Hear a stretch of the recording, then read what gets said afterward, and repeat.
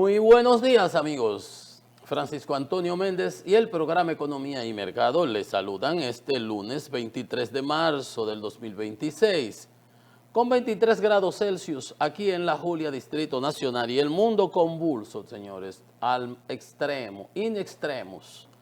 Pero al menos uno puede acercarse al risco, ¿no?, a la orilla del desfiladero, del despeñadero y brincar al abismo, o puede dar un paso hacia atrás. El irracional pues brinca al abismo y a Dios que reparta suerte y rompe la taza y se armó y sabrá Dios las consecuencias. Pero el racional o lo al que hacen entrar en razón pues da un paso hacia atrás, recapacita y se aleja del abismo. ¿A qué me refiero? El sábado el presidente Donald Trump había dado un ultimátum, como que él está hablando con Colombia, con Petro, con República Dominicana, con por allí, con cualquier nación de nosotros occidental que vemos la vida de otra manera. Y además, no, le había dado un ultimátum a Irán de que o abría el estrecho de Hormuz, que no está cerrado totalmente, solamente es un cierre selectivo, como yo lo he catalogado acá, está cerrado, como ellos mismos lo han dicho, para Estados Unidos y sus aliados, los enemigos de Irán, que están en el conflicto actual. Japón negoció y parece estar hasta pagando en yen para cruzar. Pakistán, la India, Turquía y otros países, China ha estado saliendo. Y han estado pasando, pero ese no es el punto, sino el ultimátum que el presidente Donald Trump dio el sábado, a esta misma hora, 48 horas, 2 días, o sea, esta mañana. Entonces, si voy a atacar, a destruir todas las instalaciones, y voy a empezar por la más grande, energética, de plantas de generación. O sea, imitando a Putin, lo que Putin ha hecho con Ucrania. Sí, pero el problema es que Ucrania le riposta a Putin en las zonas donde ha podido, y el problema es que aquí en la zona del Golfo están todas las instalaciones petrolíferas de los países del Golfo. Irán le dijo, si nos atacan eso, vamos a destruir totalmente. Ahorita vamos a conocer cómo sucedieron los eventos, pero por eso le decía que lo importante en todo caso es que el hombre, bajo el argumento de que en el fin de semana se desarrollaron unas negociaciones, conversaciones productivas, pero si tú diste una declaración el sábado y Irán te repone el domingo y hoy el lunes, cuando se hicieron las negociaciones, pero eso no nos importa. Lo importante es que para cuidar la cara han puesto eso de productivas, y ojalá hayan sido así, se esté hablando. Ojalá, porque lo que queremos es que ese conflicto acabe lo más rápido posible para evitar las consecuencias fatales a nivel trágicas, a nivel del mundo entero. Entonces Trump hoy acaba de informar que le da un plazo de nuevo, ya antes eran 48 horas, ahora ordenó a las Fuerzas Armadas un plazo de 5 días. 5 días para que a ver cómo salen las negociaciones, de que se abre el estrecho de Hormuz. El estrecho no se va a abrir para los Estados Unidos, que no cuente con eso, pero para guardar la cara, las apariencias, para decirlo de alguna manera, que el hombre que no echa para atrás, que no, pero obviamente mejor así, a que hubiese brincado y hubiese atacado esas instalaciones, que Irán le dijo, la retaliación, la respuesta va a ser esta y esta. La vamos a conocer ahorita. O sea, el mundo estuvo al borde de realmente una catástrofe. Una catástrofe. Pues yo les he dicho 80,000 veces aquí ya, desde que lo van 23, 24 días van de la guerra, estamos a 24, 23. Fue el 28 de febrero, o sea, llevamos 24 días. Yo les he dicho de que por algo los otros presidentes, todos los presidentes pudieron haber hecho lo que están haciendo ahora mismo, bombardeando y destruyendo a Irán completamente. No ha habido, ahí no hay ciencia, eso no tiene ciencia. Ni Irán tiene los recursos para enfrentarse, ni siquiera a Israel, con todo el poderío militar que le ha dado Estados Unidos y el desarrollo tecnológico que tiene Israel. Pero siempre todos los presidentes se abstuvieron, porque estaba estudiado en los juegos de guerra, en los análisis del Pentágono, en las evaluaciones de inteligencia de la CIA y de los organismos de inteligencia occidentales, que la carta que tenía para jugar extrema Irán era el cierre del estrecho de Hormuz. En las otras crisis nunca pasó eso, ni en el 79 ni en el 73. En la guerra con Irak e Irán duraron años de guerra. Yo estaba estudiando, me recuerdo, para esa época, y se habló de la guerra de los petroleros, porque ellos se atacaban los petroleros unos a otros, pero dentro del Golfo, porque Irán está dentro del Golfo. Entonces, pero bueno, gracias a Dios que el hombre recapacitó, o lo han hecho recapacitar, y con el mensaje las instrucciones y lo que está en la prensa de hoy, de que 5 días, 5 si hoy es el lunes, hasta el viernes, vamos a suponer que el sábado, pero usted verá que ya, porque vamos a ver ahorita declaraciones reales sobre todos estos temas y el impacto y las comparaciones de qué había habido antes, y ya lo hemos hecho antes aquí, pero de alguna manera lo hemos venido conversando durante estos 24 días, pero la trascendencia de lo que está sucediendo ahora no tiene parangón, no tiene comparación, no son equivalentes las crisis anteriores con la de ahora, por muchísimas razones, que trataré ahorita en un momento de desglosar algunas, sin tener que inventar la rueda, sino nada más que recordarme un poco de lo que he venido hablando durante estas 3 semanas. 3 semanas, son lunes, 3 lunes, venimos en esto, 3 semanas, y hemos tenido que darle mucho espacio, por supuesto, porque esto nos impacta a todos. A todos, cuando digo a todos es al universo completo, a todo el planeta, a todos los seres humanos del planeta, a todos los países, a unos positivamente, los menos, y a otros negativamente. Las filas en China son extraordinarias para echar combustible en las gasolinas. Ya se decretaron racionamientos y aumentos de precios en Pakistán, en la India. Entonces, ahorita entramos, como ustedes saben, hacemos un cierto desglose, porque esto es importante. Y es tan importante que veníamos pidiéndole al gobierno y el CONE y la Asociación de Industria y nosotros desde el primer día, que el gobierno tenía que ponerse las pilas y dar a conocer cuáles eran sus planes y qué previsiones, porque habíamos visto opiniones y yo las desglosé aquí, digo, no, esa de Joel Santos, el ministro de Energía, en los primeros días, que no vamos a tener impacto de corto plazo, digo, pero no sabe lo que está diciendo, porque claro que vamos a tener impacto en los combustibles, en el subsidio, claro que vamos a tener impacto en el subsidio de la tarifa, se van a disparar ambos, no, porque contratos de corto plazo, ¿qué pasa? ¿Qué importa? Y el spot, y cómo se establece en función del valor del WTI, del West Texas Intermedio aquí en el Golfo. Todas eso se lo dijimos, y después salió Yayo con otras declaraciones también medio ahí, no, tan que tenemos, y el CONE dijo, preséntense los planes para nosotros saber a qué nos atenemos, no tenemos que estar improvisando.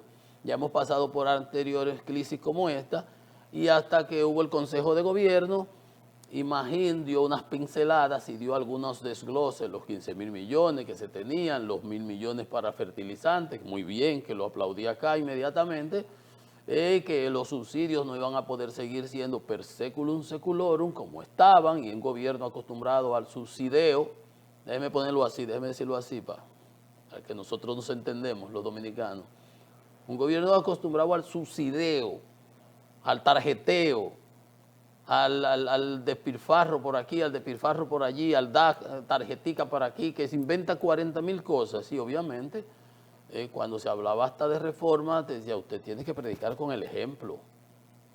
Si me vas a pedir mayores sacrificios a mí, lo más legítimo es que usted pues se sacrifique antes de.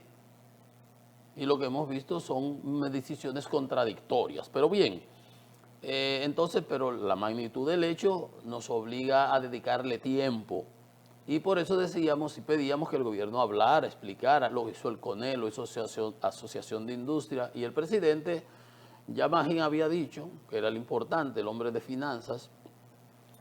Valdés dijo que estamos blindados, que estamos aquí, siempre estamos vendiendo unas fantasías, pero bueno, hasta que no lo estemos. Y ayer habló el presidente se tomó un tiempecito y dio un discurso de unos minutos y más o menos explicó, bueno, alertó que vienen tensiones sobre los precios de los combustibles, sobre los pasajes, sobre la tarifa eléctrica, sobre los alimentos, pero que el gobierno estaba dándole seguimiento y estaba tomando las previsiones que correspondían sin afectar el crecimiento de largo plazo con la inversión, que es una de las falencias que que le hemos venido criticando todos a la presente administración, presente y pasada, porque ya van 2 gobiernos, son 2 consecutivos, que todo perjudica el gasto de inversión y lo que se va es por el gasto corriente. Y ahora ese es uno de los problemas. Ciertamente que no puedes comparar, yo le decía, bueno, yo tuve que lidiar con $148 el barril siendo superintendente de electricidad, tomamos medidas. Por suerte tuve la posibilidad de reducir márgenes que habían de spread de las unidades de producción allá en Puerto Plata, medidas para que los tanqueros, evitar estos buques, estos tanqueros que llevaban de aquí a allá el combustible y se encargaban al precio. Cosas que se tomaron, hay medidas de software y hay medidas de hardware que se tienen que tomar. Entonces habló el presidente. ¿Qué dijo el presidente ayer? Alerta, presiones económicas por conflicto de Irán. Definitivamente tendremos repercusiones.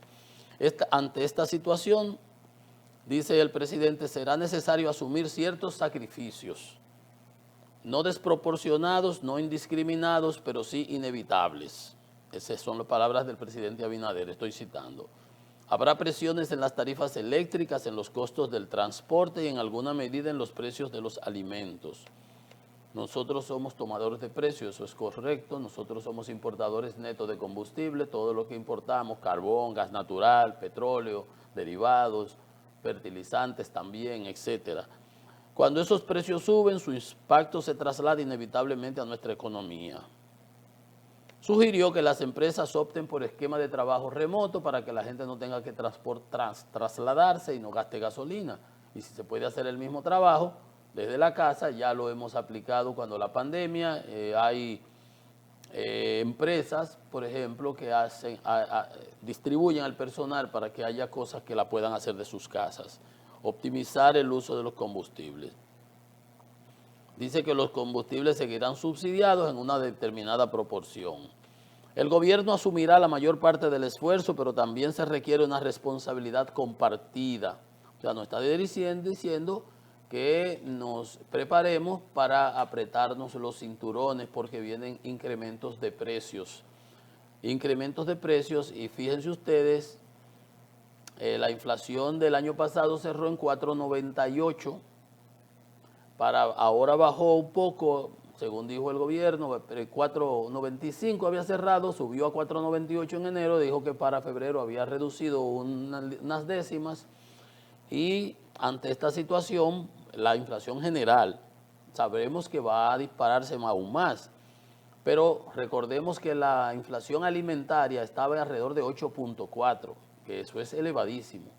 Y eso es lo que las personas han venido sintiendo en su bolsillo, la sociedad, los ciudadanos, que el poder adquisitivo ha mermado y cuando el poder adquisitivo de los más necesitados, quintil 1, se ve más impactado por los alimentos y el impacto es más drástico, más duro.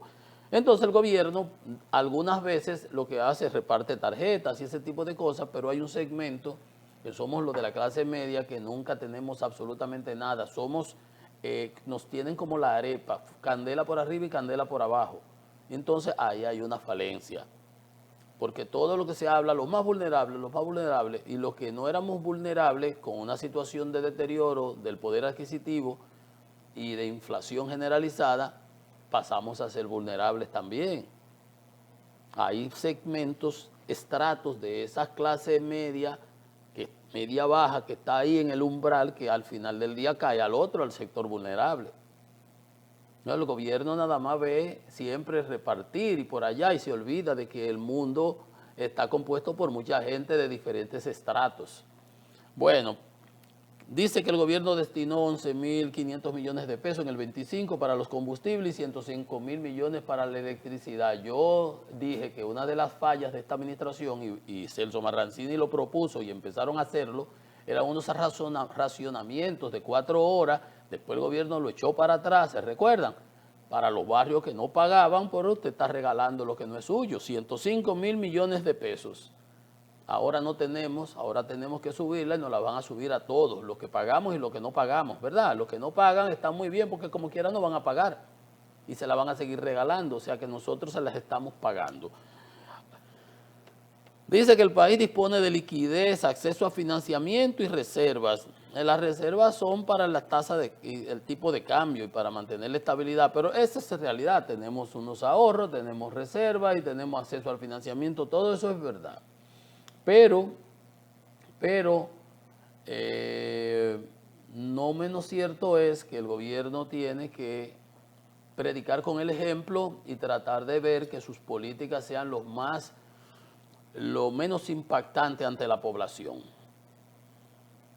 Y desafortunadamente, la conducta de esta administración de financiar gasto corriente con endeudamiento y más gasto, y nunca se ve mucho discurso, le deja menos margen de operación al gobierno.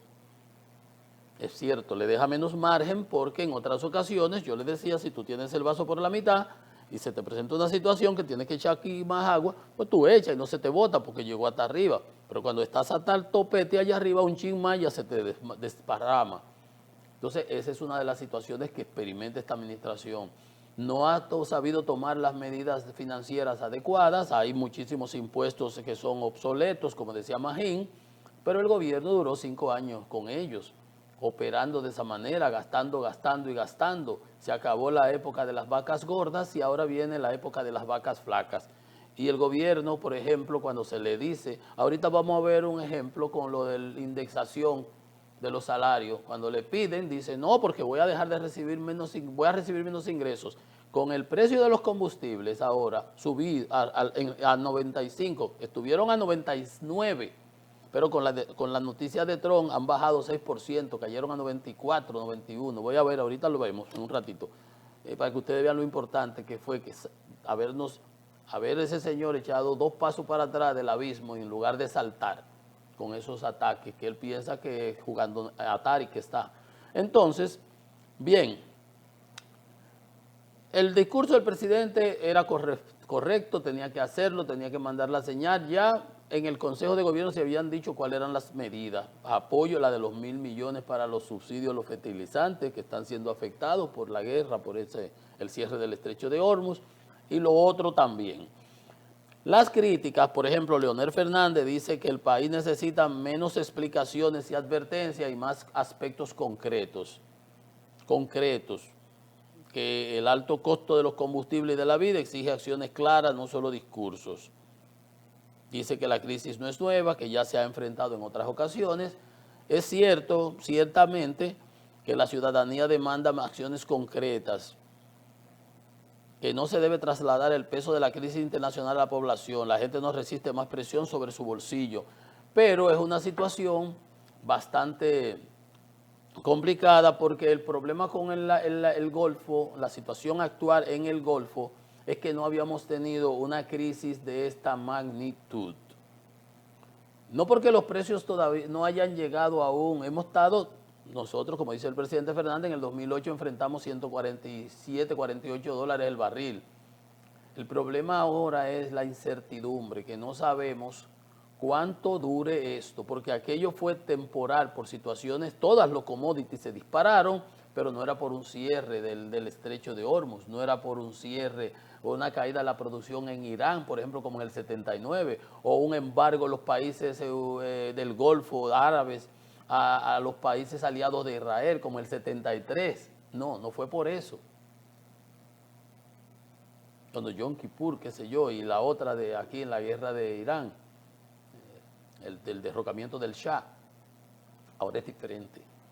Y en aquellas ocasiones el déficit era alrededor de 4%, cuando Irán fue 4%, la producción de Irán, que eran para entonces eran 50 millones de la demanda de combustible por día. Hoy son 102 millones de barriles por día. E Irán produce 4 millones. O sea, el 20% es lo que se está perdiendo ahí, que no se está perdiendo porque se está sacando por algunos oleoductos que hay de Arabia Saudita, de Irak, de Emiratos Árabes, pero eso como 10 millones de barriles, como quiera hay un déficit de 11 millones, que eso no es paja de coco. Y yo les he dicho a cada rato aquí cuando analizo la OTAN, la OPE, que cuando ellos se reúnen y establecen las restricciones y aumentan 500,000 barriles por día en abril, que después lo reducen, eso es porque ellos no quieren afectar la demanda. Porque si se cae la demanda y pasa lo del COVID, entonces ¿quién le va a comprar petróleo? Y se le va a producir, van a tener que cerrar los pozos, van a tener que eso dura mucho para abrirlos de nuevo, eso es costo, además, ¿dónde lo van a poner? Esas son complicaciones mayores. Entonces las críticas, los señalamientos, vamos a ver, y que no hay transparencia también en cuanto a los combustibles, que cuando han bajado se han mantenido allá y que no hay una claridad de, mire, está pasando esto, está sucediendo aquello. Y esas son críticas que se han venido haciendo. Entonces, yo les decía que al menos está bien que el presidente hablara y presentara, pero que la situación es más complicada de ahí, porque es que no sabemos. Ese es el punto. Si en corto plazo todo se soluciona, ya todo como quiera, en la inercia establecerá que 2 o 3 semanas, quizás un mes todavía, supongamos hoy se arregla la situación y llegan a un acuerdo y se hace un cese al fuego, como pidió el Papa, Trump dice que no, eso va a tener más impacto aún.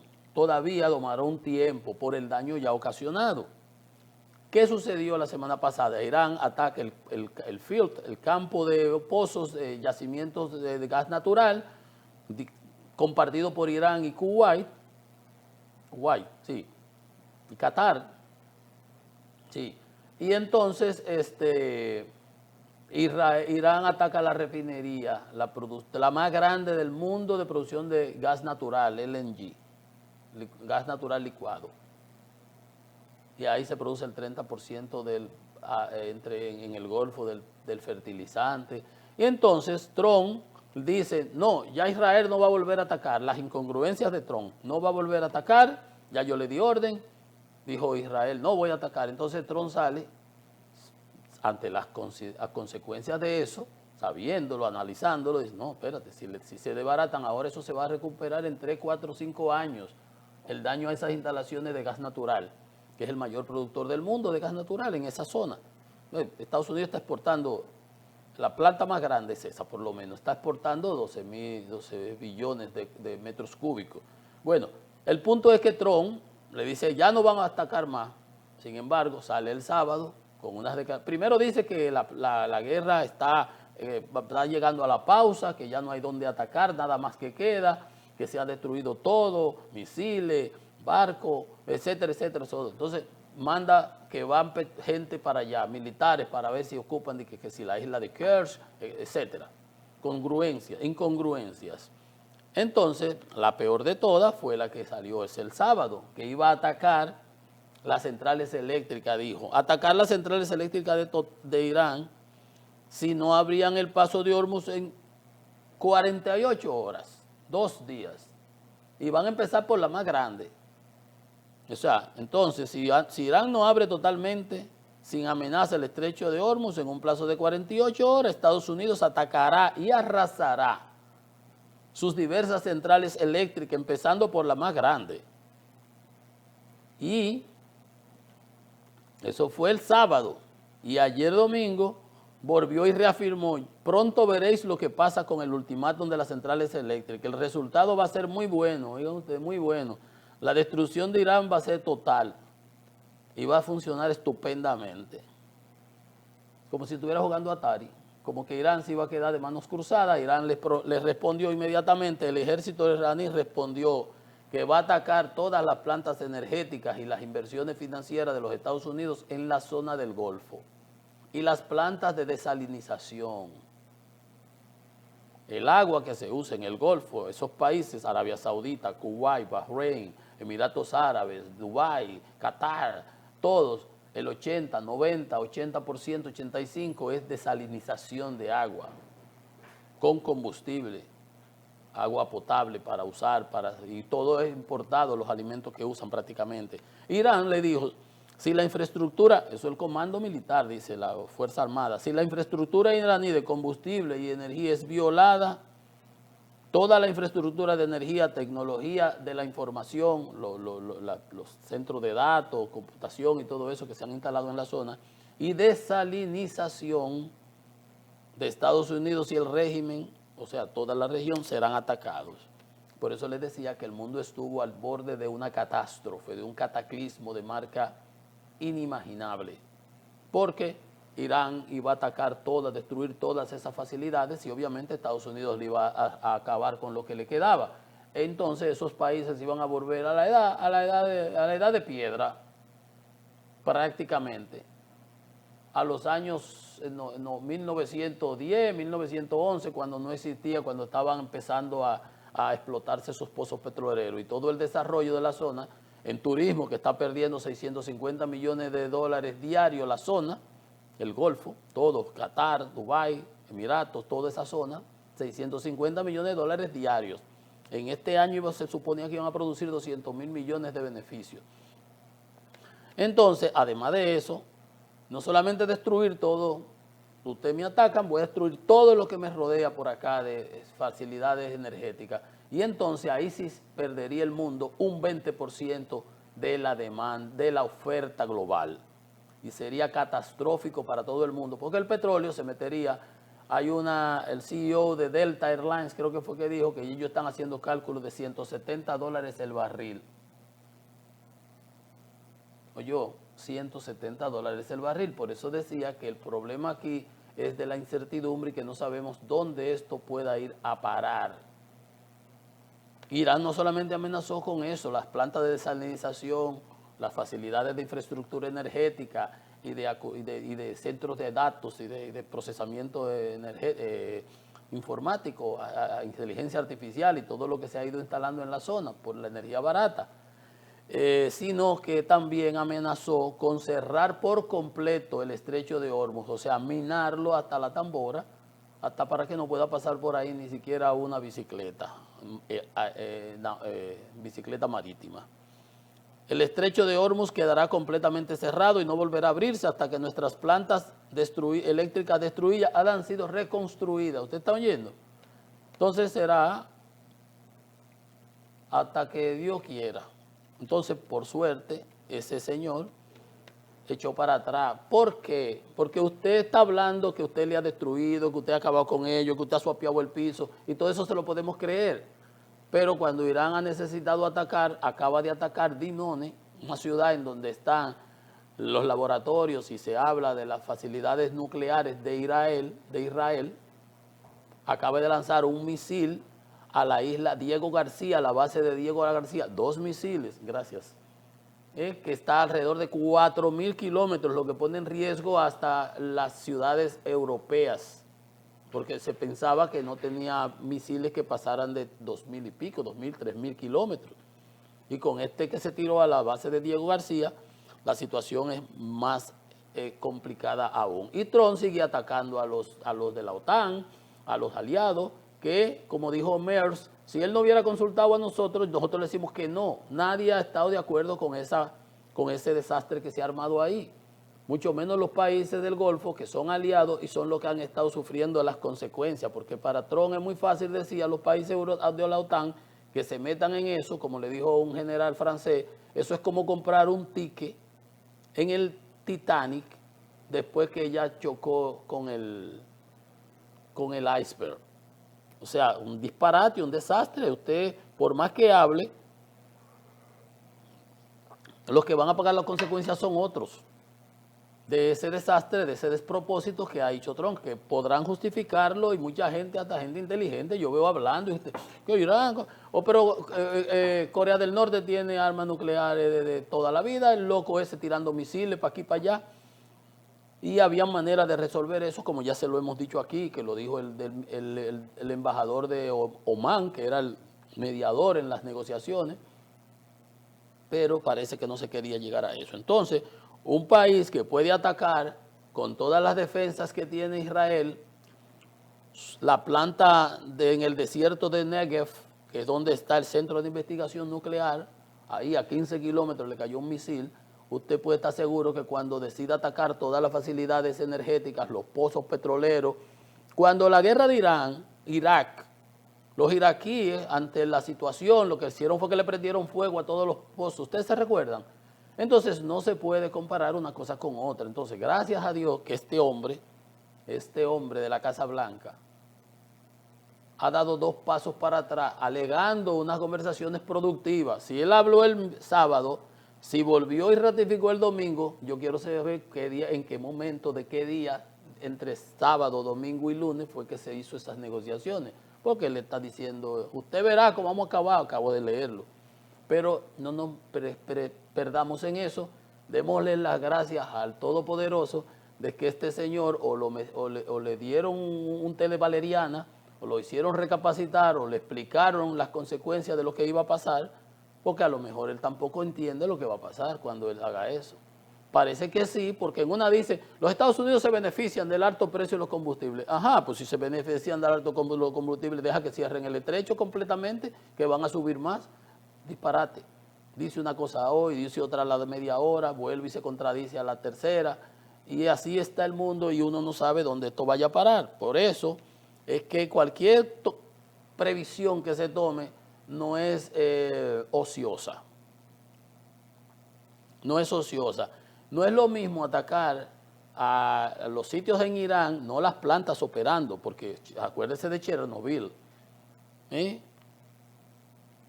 Entonces, una planta atómica operando en Negev, una planta nuclear, si la atacan, lo que hay es una radiación y un desastre mundial. Entonces, bueno, dice Irán además, no solamente eso, que atacó Diego García la base a 4.000 kilómetros, que atacó en Irak, Israel, los misiles están cayendo en Israel. Entonces, tú no puedes precisar con certeza si Irán tiene muchos o pocos misiles, drones todavía. ¿Cuál es el daño que todavía puede hacer? Nos vamos a jugar ese albur, como si estuviéramos apostando en una mesa, en una ruleta. Así no se puede manejar el mundo. Si usted ataca las facilidades iraníes, ellos van a ripostar destruyendo las otras y el mundo se va a ver en una situación nunca antes vista. Prácticamente volveríamos a la época bueno, sabrá Dios quién podrá pagar un combustible a ese precio. Pero no solamente ahí, yo en algún momento le dije, porque nada más se está viendo lo de la guerra, Irán siempre se ha manejado con los proxies terroristas en el mundo. Irán advierte que podría lanzar ataques contra lugares recreativos y turísticos en el mundo entero, en cualquier parte del mundo, incluidos lugares de ocio turístico. A partir de ahora, incluso lugares recreativos y turísticos en todo el mundo no serán seguros para ustedes. Entonces, esa es una situación que es extremadamente complicada y ojalá, ahí está Scott Bessent, que era supuestamente de los más racionales, diciendo, primero hay que escalar para después desescalar, sin saber lo que está hablando.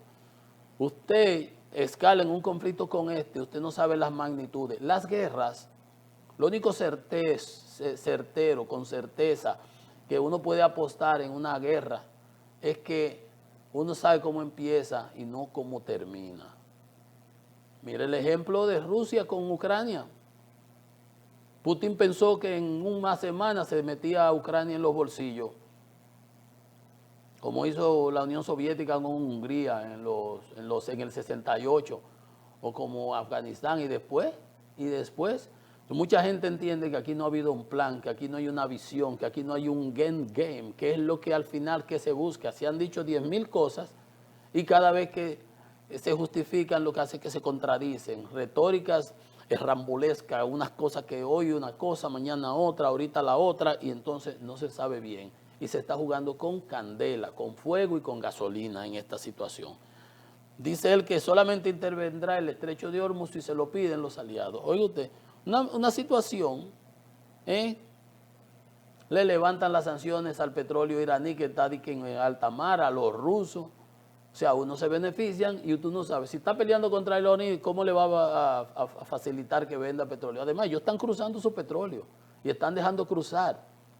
Aquí hay mucho de fantasía también. Pero al final del día, vamos a aplaudir que Donald Trump le ha dado otro ultimátum, ahora de 5 días, porque dice que están en unas negociaciones. Qué bueno, y ojalá sea cierto. Ojalá y sea cierto. Pero vamos a una pausa, que esto es economía y mercado.